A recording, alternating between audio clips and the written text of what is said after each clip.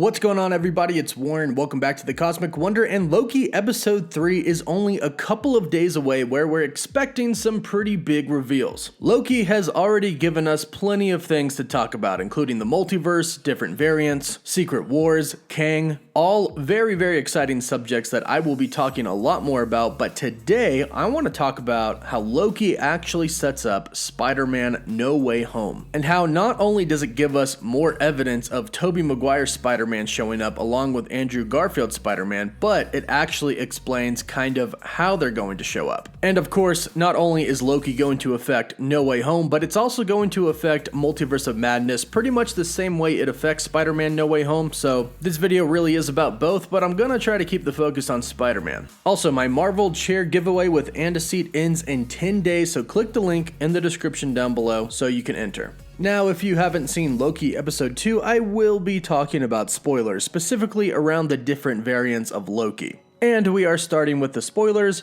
now.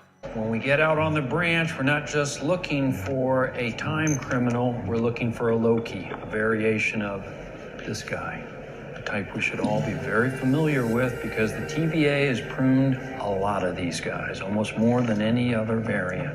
And no two are alike. Slight differences in appearances, or not so slight. Different powers, although powers generally include shape-shifting, illusion, projection, and my favorite...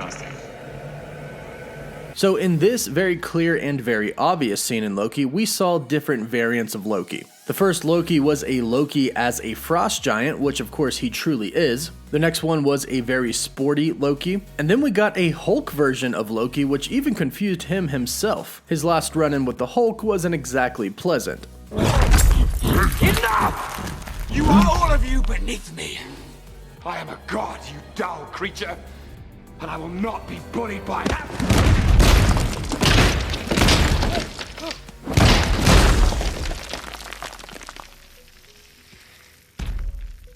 Puny god.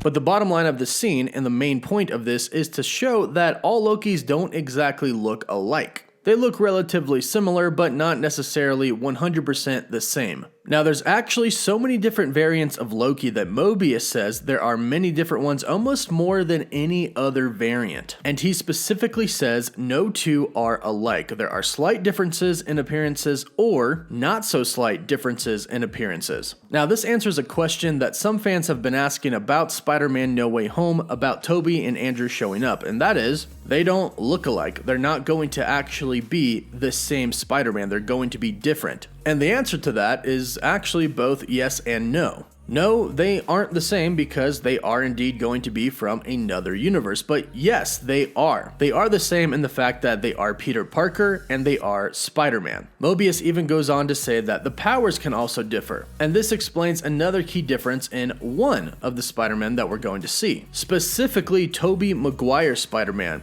See, all three of these Spider-Men have pretty much the same abilities, the classic Spider-Man abilities, except for Tobey Maguire Spider-Man. His Spider-Man actually produces organic web, and he shoots them from his arm instead of a web shooter. And these differences have just been explained. What it seems like they're doing here in the Loki series is setting up the future to not have that many questions or confusion about what is happening. In Loki, they are establishing the multiverse, which I'm about to get into, and they are establishing that not every version of the character has to look the same despite whatever character it is. Even Loki has female versions of himself. So not only can the characters slightly differ, but they could be a completely different gender, and they can be a completely different being, as we saw him as sort of a Hulk. So Loki episode 2 set up different variations of the same character that look different. So we can have thousands of different Loki who are still Loki but look different and have different abilities, much like we're going to have 3 different Spider-Man who look different but kind of have the same abilities. All still Spider-Man. This could also set up a female Peter Parker, which they could do. We haven't heard any rumors or news about that. I would probably rather see Jessica Drew or Spider-Gwen, but hey, who knows? With the multiverse, anything is possible. And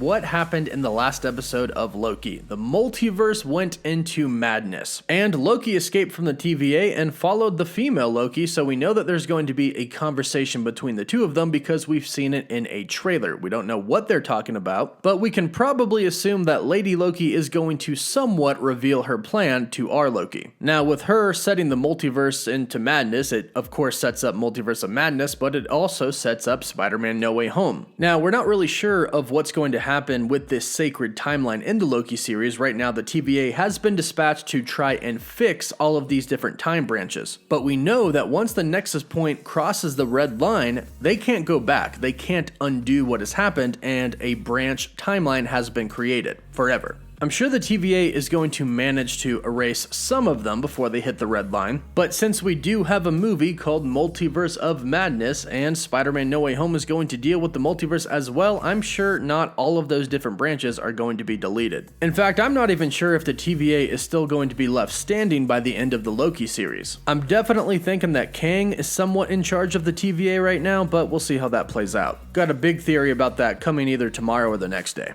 But we know that the supposed focus of our Loki is to take down the Timekeepers, to overthrow them. Loki doesn't like the idea of somebody else controlling his destiny. He doesn't like the idea of fate. Even though ironically enough, he was the one that wanted to control everybody because he said it's easier for them, yet the guy himself has a hard time being controlled. So I guess it's not really easier. But he's gonna take down the Timekeepers anyways, or at least he's going to try, and then Lady Loki clearly has a plan to get rid of the TVA, because although she is different and seems to be quite superior, she is still Loki, which means she is also going to struggle with freedom, with fate. So by the end of the Loki series, I think these two Lokis might actually take down the TVA, which means there could be thousands, millions, billions of different timelines created because there's going to be no organization or timekeepers or anything to stop the timelines from being created or erase them when they are created. And this is how we're going to get Spider-Man No Way Home. This is how we're going to get the different variants of our Peter Parker. Marvel is kind of putting this right in front of our eyes here, setting up Tobey and Andrew to appear in No Way Home. The multiverse will be in madness, and these are just going to be different variants of Peter Parker.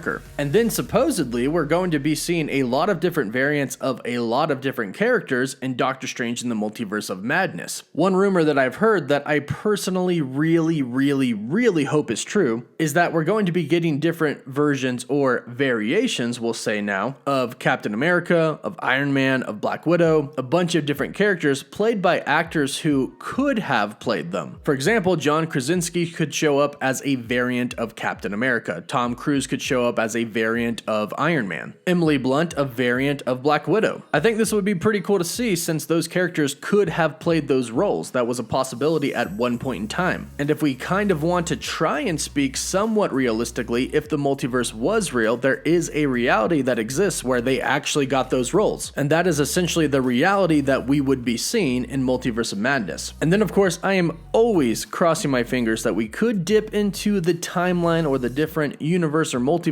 where the Fox universe lies, and we could see characters like Hugh Jackman's Wolverine, Patrick Stewart's Professor X, and Ian McKellen's Magneto. After all, Patrick Stewart himself confirmed that he met with Kevin Feige, the president of Marvel Studios, to talk about some future endeavors, but we do know that Patrick Stewart said he's done with Professor X, so we know he's not really returning as Professor X, but in Multiverse of Madness, to do a quick cameo, that's not really him returning. That's not undoing his death from Logan. It's just a quick little fun cameo. So I'm crossing my fingers for that, although it's not confirmed at all, so don't act like it is. But this is how Loki sets up No Way Home in Multiverse of Madness, and they're doing it right in front of our eyes. They're starting to set it up to where everything is going to make sense when we eventually get to No Way Home. We won't have a lot of questions, it won't be that confusing because they're going to get rid of all of that confusion right now in Loki. Different variants are established and the multiverse will be established as well, and Spider-Man Far From Home will make complete sense. But go ahead and let me know what you think about this in the comments down below. Don't forget to like this video, and for live updates, you can follow me on Instagram and Twitter.